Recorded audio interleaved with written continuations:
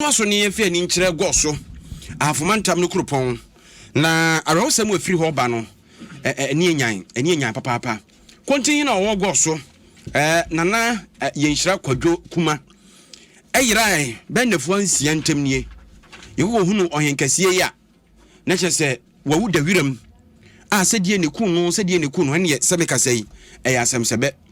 Na onu mu kyerem arosam ne se wo mu hu amu no kra no, na ahyase esei. Emperifu ahyase posifo no ne ade atie guma wono ye mu hwehwemu ne nkomodie hu ena apie kuru no mu a yene be ma same asare hu abi same ye mo ha mo akwaba mejozo na mbofo je yesi Goaso sese die obehunu ne nipa mienu miensa bobo chenku enkomodie omudie krontihene nana kwadwo kuma ewuo ho nsam ne tesei nana asam na kan de enukre sese die Goaso aye hu nina ne se opanya wo kana asemi bribi atwam onana oye krontihene ewo Goaso na ukwoda etwam no na okra abusia se okọ na sase so afum na wakoya adwuma kakra afi wi a wapaduane e de abafie eno na de simra abusia ahwehwe opanya enura anopa be nombi ekodu baako na omukọ fomu a omukọ na eche so opani wawu ebe adaho na abusia ekirema sanya akana mu no uhu se ebia obi edi bibia bono ana se obi edi seke kan eno ane se nana abuti what se sabiye nuanum kramofu a omo eye asori ntintampana na omo bo aposifo amane a enti me ba same memo ato aposifo ne famu de na wohwe nipa mu ada homanka so a omo de ekwa patwa mafo mra Facebook no mehwe utumu se nipa kese pa na se huhuru no huhuru nana wo obi oso asa nana yo obi a oye bema pa brani ankasa oboti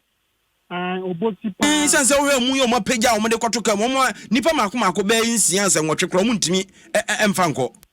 nana yo obi a oboti sanya mekan no ogirane na so ni mfie no akabe mfinhyia mienu na wadu aduosia bato hu na bibia anhyada nkyerɛ sɛ ni mfie no ɛkɔ nanim ɛsa meka sɛ sanya mekan no Goaso ayɛ huhu ɛsan sɛ abusia no akyerɛ mu a ɔmugidi sɛ there is a foul play ɛna ɔmayɛ ɔmagen so sɛ nipa pɔtea ɔtai opanyi ni wu akyi no ayade a ɔmo ɛbɛhwehwɛ enti meka sɛ sanya mekan no sɛ aposifo afa mu no ɛde akɔ Goaso government hospital ɔmo mɔkyere but abusua kyerɛ mu a na wɔtwe bɛkɔ na wieyɛ no ɔmo bɛfɛ nsɛmtwerɛfoɔ na ɔmo nso ɔmo nsɛm a ɔmo wɔka ɛne anamo a ɔmpɛ sɛ ɔmo tu sɛnea ɔmbɛhu nipabɔnfo a ɛtae saa dwumadi akyi no ɔmbɛhwehwɛ ni nyinaa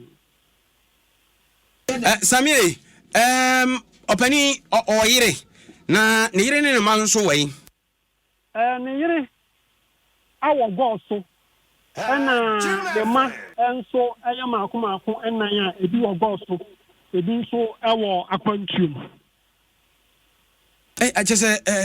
me hwese de asi abona bomo na sade wo kyerɛ so oso wa te brane pa we de yebre mu Goliath pa na ye na ba behwe osa na se wono mo fa mu nso na ne ho ba bia ntie ba ya te se na mu ne sey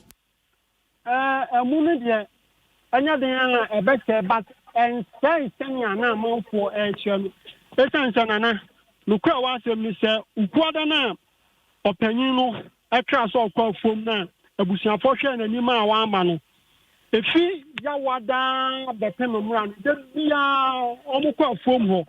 se ombɛhwɛ opanyin na omukwa fom ho a ni omuhu ni se opanyin na diane ani ni nsuo o de kan ho kwa fom ho se na ya adwuma kakra odogini esi wakama